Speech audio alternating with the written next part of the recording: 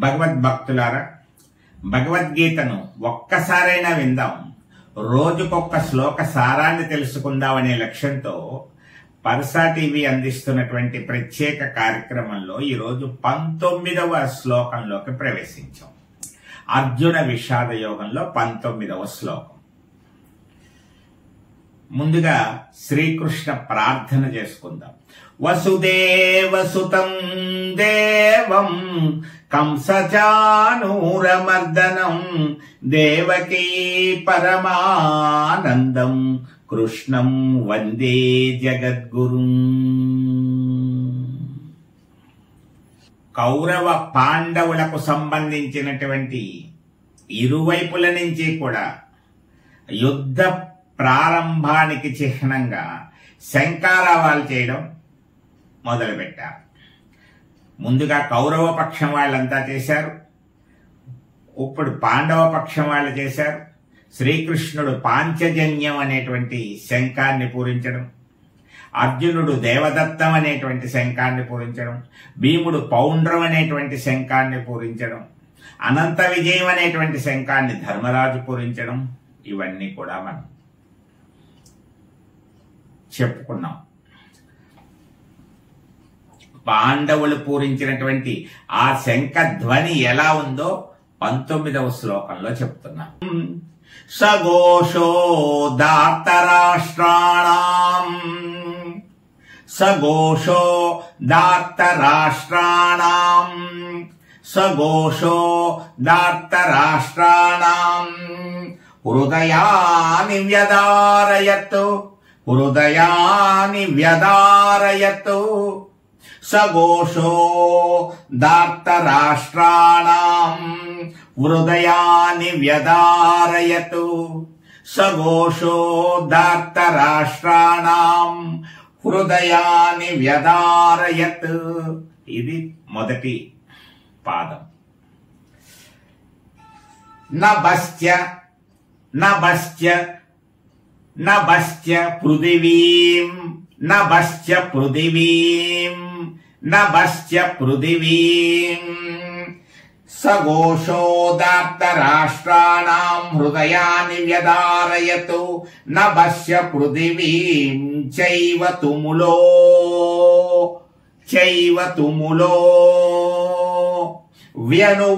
వ్యనునాదయన్ నభస్య పృథివీం చైవ తుములో వ్యనునాదయన్ నభస్య పృథివీం చైవ తుములో వ్యనునాదయన్ సఘోషో దార్తరాష్ట్రాణాం హృదయాని వ్యధారయత్ నభస్య పృథివీం చైవ తుములో వ్యనునాదయన్.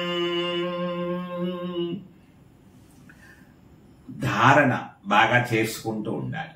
రోజు ఒక పావు గంట ఒక్క శ్లోకాన్ని బాగా చదువుతూ అంతకుముందు చదివినటువంటి పాత శ్లోకములన్నింటినీ కూడా కలిపి చదువుతూ అలాగా కొంతకాలం పాటు ప్రయాణం చేసినట్లయితే అర్జున విషాద యోగంలో ఉన్నటువంటి మొత్తం శ్లోకాలన్నీ అందరికీ వస్తాయి. ఆ ప్రయోగం కూడా మీకు చూపెడతాను త్వరలో. ఇంతవరకు అయిన శ్లోకాలు ఎలా వచ్చాయో ఏమిటో కూడా ఒక పారాయణ చేసిన వాళ్ళ దగ్గర నుంచి మనం తెలుసుకుని ఎన్ని వచ్చాయో అది కూడా మనం వీడియో ద్వారా చూపించే ప్రయత్నం చేస్తున్నాం. ఇప్పుడు ఈ శ్లోకానికి సారాన్ని తెలుసుకుందాం. సఘోషో దార్తరాష్ట్రాణాం హృదయాని వ్యదారయత్ అంటే ఇక్కడ ఏమవుతోందంటే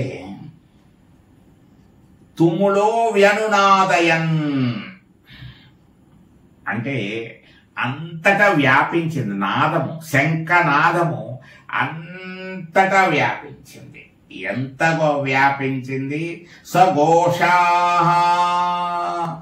ఆ ధ్వని, ఘోష అంటే ధ్వని అనేటువంటి అర్థం కూడా ఉంటుంది. అందువల్ల ఆ ధ్వని ఎలా ఉందిట? నభస్త్య పృథివీం చైవ ఆకాశాన్ని భూమిని కూడా కలిపేస్తోందా అన్నట్లుగా భూమి ఆకాశములు దద్దరిల్లే అంటారు. అలా దద్దరిల్లుతున్నాయా అన్నట్టుగా మారు మ్రోగిపోతోంది.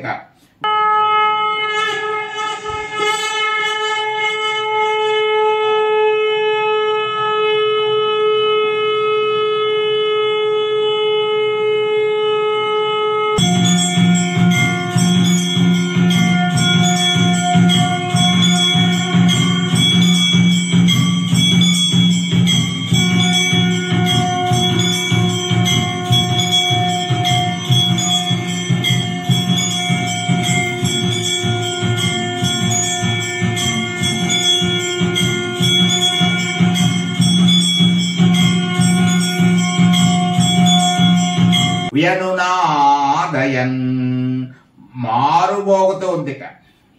ఆ మారుబోగితే ఎవరికి భయం వస్తోంది? ధార్తరాష్ట్రాణం, దుర్యోధనుడు మొదలైనటువంటి వారందరికి దుర్యోధనాదులు అంటారు. దుర్యోధనుడు మొదలైన వారందరి యొక్క హృదయాన్ని వ్యధారయత్తు, హృదయాన్ని వ్యధాభరితం చేసింది. హృదయాన్ని వ్యధాభరితం చేసింది అంటున్నాడు. దుర్యోధనాది బృందము యొక్క హృదయాలన్నింటినీ కూడా బాధతో నిండిపోయేటట్టు చేసింది.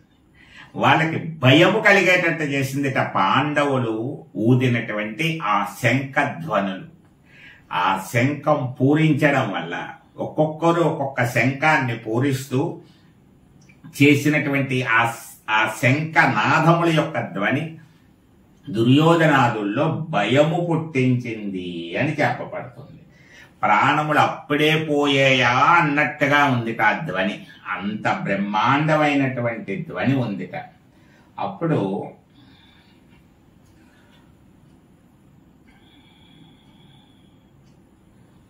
ఇప్పుడు మనకి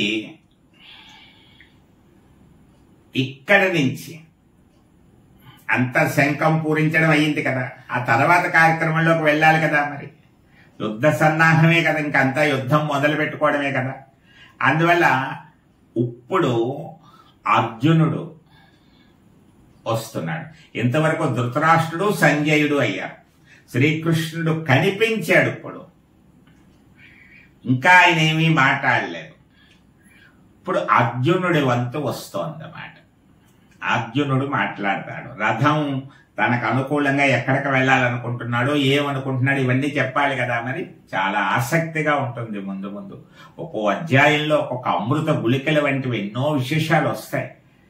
అవన్నీ మొదటి అధ్యాయంలోనే మంచి మంచి విషయాలు వచ్చేస్తాయి ఇంకా భగవద్గీత. కాబట్టి తప్పనిసరిగా చూడండి, లైక్ చేయండి, సబ్స్క్రైబ్ చేయండి. మీకు తెలిసినటువంటి వారికి ఒక్కసారి భగవద్గీతను వినమని చెప్పండి. ఇది చాలా అందరినీ ఆకర్షించేటువంటి కార్యక్రమం కాదు.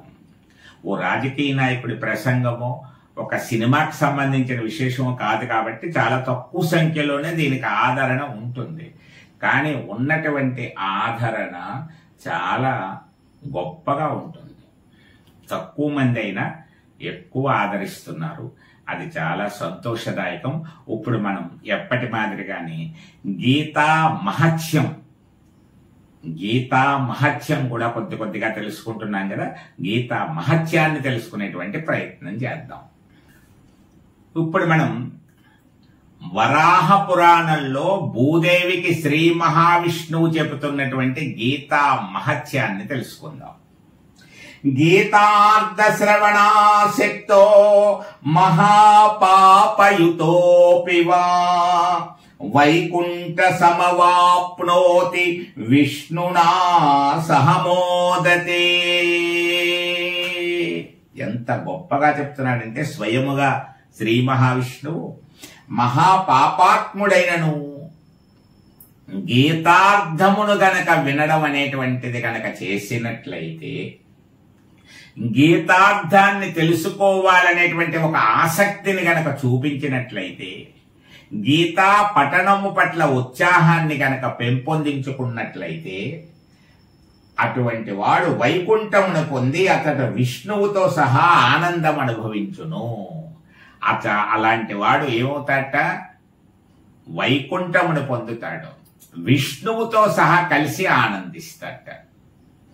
ఎంత గొప్ప అదృష్టం కలుగుతుందో చూడండి. కేవలం భగవద్గీత, మన దైనందిన కార్యక్రమాలు అవన్నీ మనం చూసుకుంటూనే కొంతసేపు భగవద్గీత నేర్చుకోవాలనే ఒక్క ఆసక్తిని గనక మీలో రోజు పెంపొందించుకుంటే, ఎప్పుడో ఒకరోజు కాదు, ప్రతిరోజు గీతలో ఎంతో కొంత వినాలి. అంటే ముందు ఇలా ఈ కార్యక్రమాన్ని వినేస్తూ ఉంటే, రోజుకో శ్లోకసారాన్ని తెలుసుకుంటూ ఉంటే గీత వింటున్నట్టే అవుతుంది. ఇంకా సమయం కేటాయించాలనిపించింది మీకు, అప్పుడు ఇంకా వినండి పద్యాలు, ఆ గీతా శ్లోకాలన్నీ కొంచెం బాగా సాధన చేయండి. ఇంకా ఏమేం సారం ఉందో తెలుసుకోండి. ఆ గ్రంథంలో ఎలా రాశారు, ఈ గ్రంథంలో ఎలా రాశారు, అలాంటివన్నీ అవన్నీ వస్తాయి మీకు. ముందు కొంత 15 నిమిషాలు కేటాయించినట్లయితే మంచి ఫలితం ఉంటుంది. వైకుంఠములో నివసించేటువంటి యోగ్యతను మీరెవరు దూరం చేసుకోవద్దు. మరణం తర్వాత ఏమో ఉంటుందో ఎవరికి తెలుసు అంటారు, ఉందో లేదో ఎవరికి తెలుసు అంటారు. సరే, ఉందని కాసేపు అనుకుందాం. ఉంది అంటే మరణం తథ్యమని అందరం ఒప్పుకుంటాం కదా. ఆ తర్వాత అక్కడ ఏముందో అది మాత్రం మనకి సందేహం. ఏముందో లేదో ఎవరికి తెలియదు.